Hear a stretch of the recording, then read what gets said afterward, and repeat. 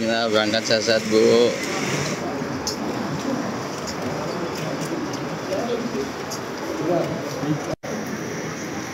Menuju Arab Saudi melalui Bandara Internasional Soekarno-Hatta, Tangerang, Banten. Petugas PPIH yang berasal dari Kementerian Agama dan Kementerian Kesehatan serta unsur TNI Polri diberangkatkan untuk membantu para jemaah calon haji Indonesia yang akan melakukan ibadah haji. Petugas PPIH yang berangkat diantaranya ada tenaga kesehatan, terdiri dari dokter spesialis penyakit dalam, spesialis bedah, spesialis paru, spesialis jantung, anestesi, psikologis, dan juga psikolog maksud kami juga turut dilibatkan. Mereka akan melakukan tugas dan fungsinya di sana untuk melakukan pembinaan serta pelayanan jamaah haji Indonesia. Ya tentunya sebelum diberangkatkan ini Put, mereka pun juga dikumpulkan ya, yaitu penyelenggara ibadah haji atau PPIH yang akan bertugas di Arab Saudi ini masuk ke tahap pembekalan pertama, istilahnya begitulah ya. Telah melaksanakan pemberangkatan juga dilepas dari asrama haji Pondok Gede, Jakarta Timur. Dan kita ketahui dari 389 PPIH ini terdiri di atas petugas Daker Bandara, lalu 250 petugas Daker Madinah, 66 tenaga kesehatan, dan 389 petugas ini berasal dari berbagai instansi. Jadi ke depannya itu mereka ini akan bertugas selama 70 hari Put. Menyambut dan melayani jemaah haji gelombang pertama yang akan mulai tiba di Tanah Suci pada awal Mei. Rangkaian pembekalan yang dilakukan untuk mereka ini akan masuk ke tahap kedua, yaitu pada 4 hingga 6 Mei mendatang, dengan kelompok berikutnya dijadwalkan berangkat pada 7 Mei. Tahun ini total sebanyak 4.420 petugas haji diterjunkan pada penyelenggaraan haji 1446 Hijriah.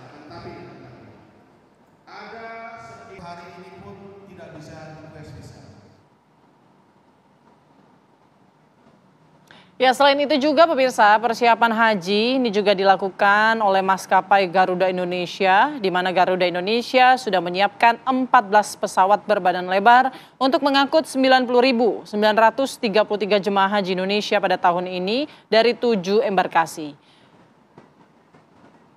Garuda Indonesia akan melayani penerbangan haji dari 7 embarkasi, yaitu Banda Aceh, Medan, Jakarta maksud kami, Solo, Balikpapan, Makassar, dan juga Lombok. Dari total 90.000 lebih penumpang calon jemaah haji Indonesia ini, terdapat kategori lansia di atas 65 tahun ada sebanyak 25.000 jemaah atau sekitar 28,4% yang akan dilayani secara khusus.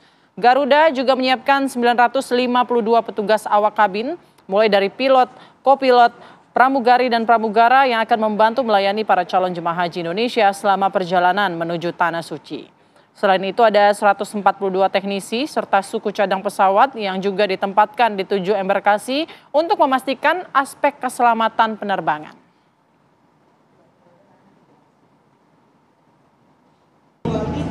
Buat makan siang. Ada tidur kan? Hah? Iya. Berani Pak. Masak anak. Jemaah Haji Indonesia, Wakil Kepala Badan Penyelenggara Haji Dhanil Anzar Simanjuntak ini meninjau kualitas dan kesiapan akomodasi serta berbagai layanan bagi jemaah di Arab Saudi. Dalam agenda ini, Dhanil Anzar Simanjuntak melakukan pengecekan, pemantauan kesiapan, meliputi akomodasi hotel, layanan konsumsi, fasilitas kesehatan. Didampingi oleh Kepala Kantor Urusan Haji Indonesia di Arab Saudi, Nasrullah Jasam, serta pejabat Badan Penyelenggara Haji. Dhanil memulai pengecekan di wilayah Sisyah, Mekah dengan meninjau beberapa hotel di lokasi, yaitu ada Emar Al-Diyafa Hotel dan Rabieh Hijazi Hotel. Setelah meninjau akomodasi, Dhanil Anzar Simanjuntak melanjutkan kunjungan ke Kitchen bin Marta di kawasan Jabal Nur, Mekah. Kunjungan kerja diakhiri dengan peninjauan ke kantor kesehatan Haji Indonesia di wilayah Aziziyah.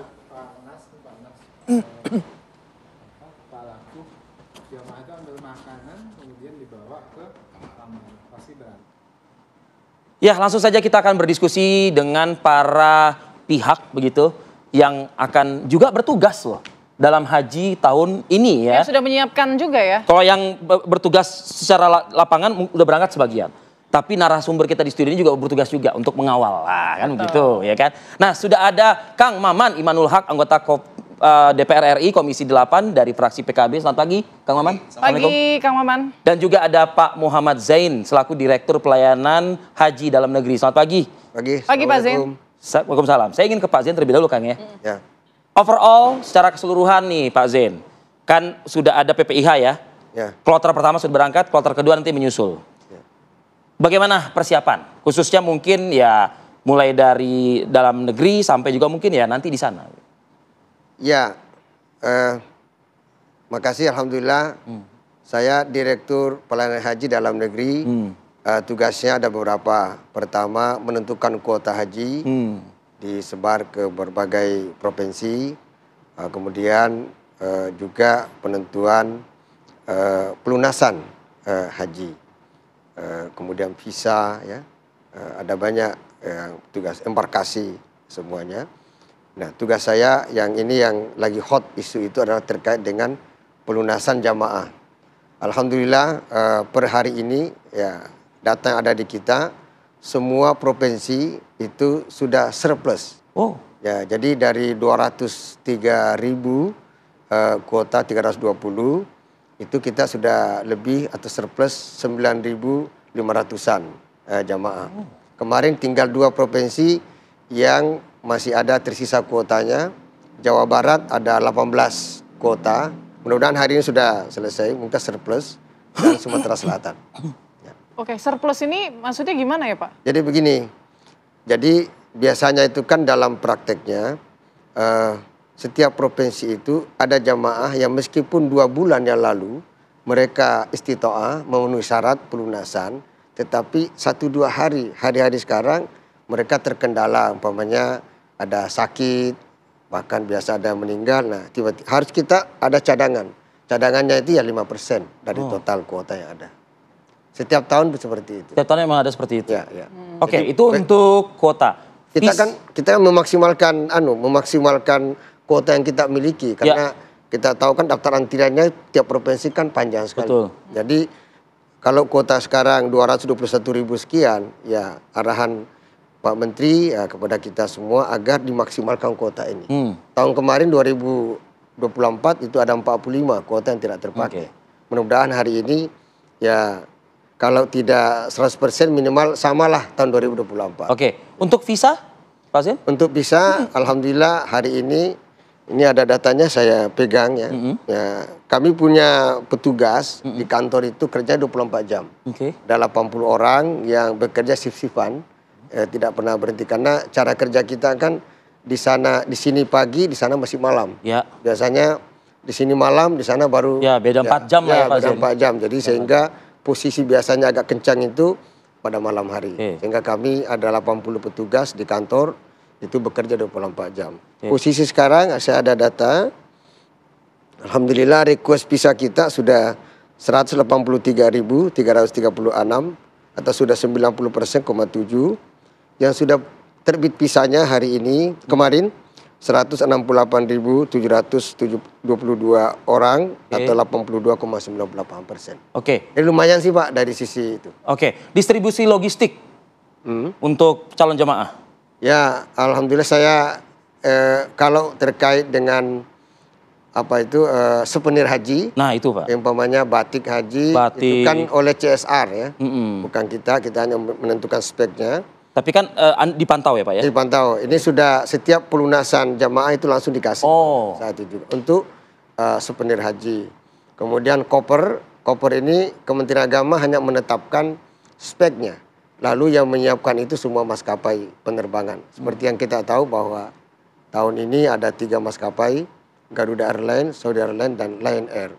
Dan mereka lah, setahu saya ini sudah terdistribusi semua kepada 14 embarkasi.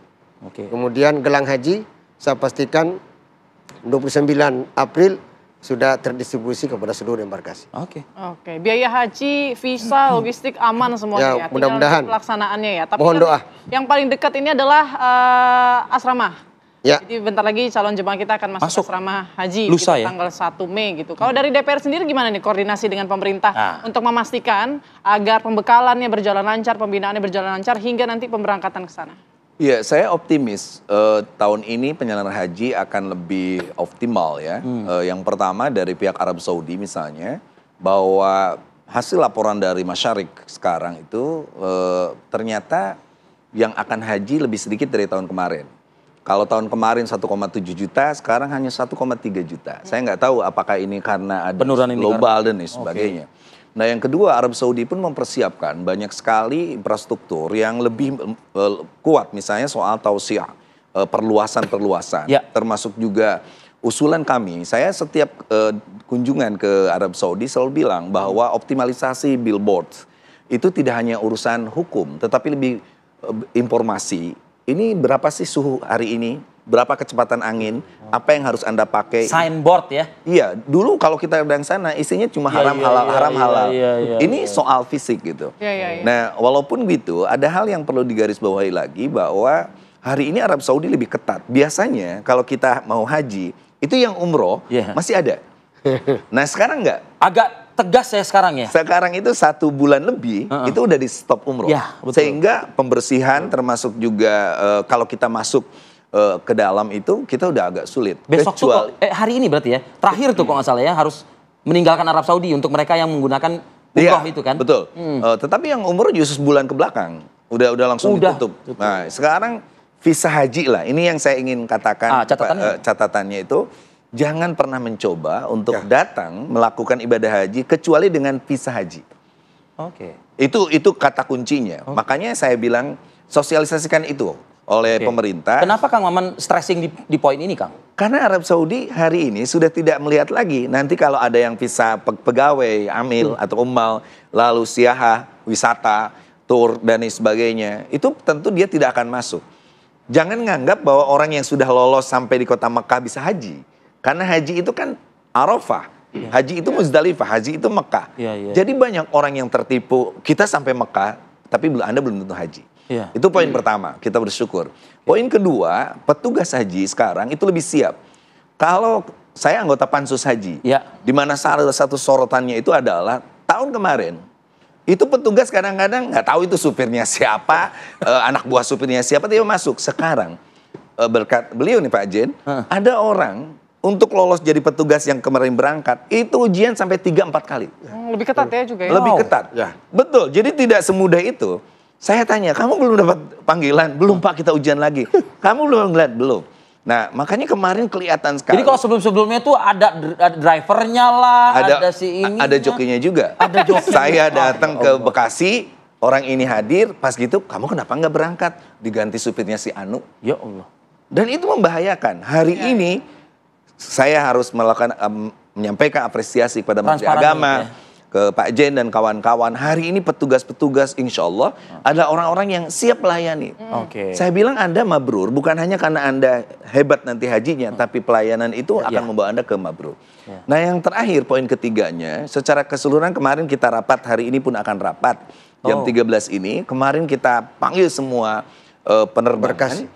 penerbangan dan mereka udah siap. Kecuali ada satu Garuda misalnya yang dalam kontrak itu langsung dari satu bandara Jeddah itu langsung ke Indonesia, tapi karena full terminalnya terpaksa harus ke Madinah. Nah saya tegaskan bahwa itu tanggung jawab Garuda dong. Nggak usah lagi ngomong dengan Kemenang karena kontrak sudah dijalankan. Termasuk Arab Saudi. Dengan klausulnya juga jelas. Arab Saudi misalnya ada beberapa penerbangan yang harus ke Muscat dulu, Oman. Saya bilang it's okay. Yang penting jamaah kami di kontraknya dari Indonesia kembali ke Indonesia. Itu prinsipnya. Anda mau bawa kemana dulu silahkan lah. Yang penting dikasih tahu jamaah.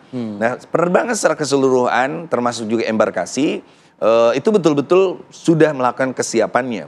Waktu tahun kemarin saya datang ke embarkasi di Solo. Ternyata ada satu jamaah yang sudah hampir berangkat ke bandara dari embarkasi, dicek kesehatannya ternyata tidak layak, tidak istitoah. Maka dari awal saya bilang, dan dia tidak berangkat dong, tidak berangkat. Dan saya dari awal tolong istitoah dalam kesehatan itu penting. Kan jangan memaksakan diri, karena kalau memaksakan diri itu jadi beban yang lain. Cuman pemahaman ini bisa nggak dilakukan oleh para calon jemaah gitu ibaratnya? Itu dia, sosialisasi menjadi kata kunci. Mungkin giroh masyarakat kan inginnya kan berangkat gitu loh, Kang. Betul, makanya saya bilang ke Kementerian Agama, manasik itu bukan soal doa. Tapi Manasik itu yang penting bagaimana cara masuk hotel, Ya. bagaimana cara masuk pesawat. Ada anekdot, orang masuk pesawat tiba-tiba orang lain keluar dia nangis. Ditanya pembimbingnya, kenapa Pak nggak nangis? Saya banyak dosa, tidak bisa mengeluarkan uang. Dulu medit waktu di Indonesia, akhirnya saya tidak bisa keluar. Itu bukan dosa, seatbelt Anda belum dibuka. Ada lagi orang masuk hotel, teriak-teriak, ya Allah dosa saya besar banget. Dibilang, weh itu bukan soal dosa besar. Itu air kerannya ke hot, harusnya ke cool. Itu hal teknis. Makanya saya bilang ini petugas kesehatan, psikiater dan sosialisasi tadi ya Kang. itu penting, termasuk bawa-bawaan. Makanya harus saya bilang, jamaah haji Indonesia harus sehat dan bahagia. Oke. Anda nggak usah mikirin doa nggak hafal, tinggal ambil aja buku doa itu. Ya baca aja. Nggak usah dibaca, Tapi? karena sulit. Cukup ditempelkan lalu teriak, ya Allah doaku banyak, baca sendiri di buku ini. Dan tolong bahagia, jangan dipikirin nanti makannya apa, bagaimana. DPR lewat Kementerian Agama ini udah didorong memberikan pelayanan dan dijamin Allah. Kalau Wa mang dakhalahu kana amina. Siapapun yang masuk kota Mekah akan aman. ya Makanya tidak kekurangan sedikit apapun gitu. saya tegaskan, petugas siapapun yang memanipulasi jamaah, yang menjadikan jamaah sebagai komoditas, sapi perahan dan sebagainya, itu kualat. Kenapa? Karena dia telah melakukan upaya komoditasi terhadap tamu-tamu Allah. Oke. Nah, Kang, kalau misalnya kita berkaca ini juga buat Pak Zen ya. Dari yang tahun lalu ya, ini kan problematikanya adalah para lansia ya, Bang. Iya. Ya. Dengan jumlahnya yang cukup signifikan pada saat itu. Sekarang enggak. Sekarang tidak. Jadi waktu pasca COVID, kita tahu persis, lansia tiba-tiba dikasih banyak. Iya. Padahal dikurangi 50% kita kan waktu pas COVID itu, pasca Iya. COVID itu. Itu kelihatan banget. Oke. Semakin banyak lansia, semakin ribet kita. Semakin ribet ya. Karena beliau-beliau itu kan harus kita jaga dan lain sebagainya. Nah tahun ini cuma berapa Pak Jen yang tahu jumlahnya? Tadi Berapa, Pak Jen? 28% ya Pak? Ya, 25%. 25%. Sedikit. Oke. 25.000. 25.000. Ya, hanya 7%. Pak Zen, artinya potensi problematika haji tahun ini kira-kira ada letaknya di mana nih Pak Zen? Ya. Terlepas Anda dan tim di Kementerian Agama sudah mempersiapkan ya gitu loh. Ya, insya Allah ya kita sudah mitigasi semuanya. Terkait dengan lansia, ini bukan hanya program di Indonesia, tetapi di Saudi juga tahun ini sudah diberlakukan program untuk ramah lansia dan disabilitas. Mereka itu punya program namanya Nihayatul Hayah. Sebetulnya tidak enak. Nihayatul Hayah itu kan the end of life. Ya, tapi ini sudah menjadi program. Jadi mudah-mudahan sekarang semua petugas yang tadi sebutkan 4.220 itu sudah diberikan bimbingan tentang ramah lansia dan disabilitas. Semua maskapai pramugarinya juga sudah menyiapkan juga kursi roda, kemudian ramah lansia. Kita pastikan itu. Kemudian di sana juga petugas siap di Mekah juga, Saudi juga seperti itu. Maktab-maktab dan itu. Iya, semua ini. Nah, potensi yang kedua, saya kira Kang Maman paham betul.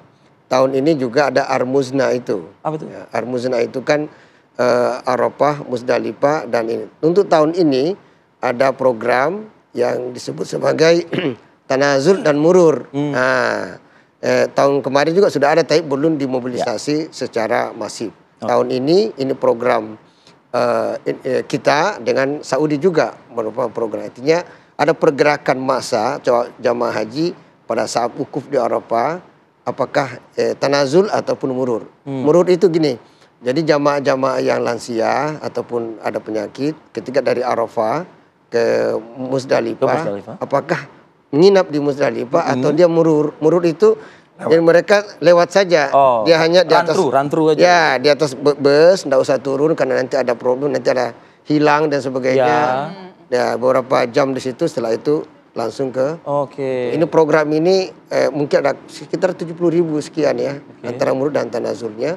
Tetapi ini potensi kredit dari awal kita sudah memitigasi, dan Arab Saudi juga untuk tahun pertama ini juga melakukan itu. Mudah-mudahan Kan nanti petugas pengawas ada semua di situ. Mudah-mudahan ini berjalan dengan Ya, lancar. tampaknya penyelenggaraan haji tahun ini insya Allah mudah-mudahan lebih lancar ya Pak dari mudah-mudahan tahun-tahun lah. sebelumnya begitu ya. Oke. Nanti kita juga akan melihat ya bagaimana kemudian persiapan dari embarkasi di Surabaya gitu ya. Skolilo. Oh ya, Skolilo untuk jelang nanti tanggal 1 calon jemaah haji mulai masuk ke dalam asrama. Sesaat lagi pemirsa kami akan kembali untuk Anda.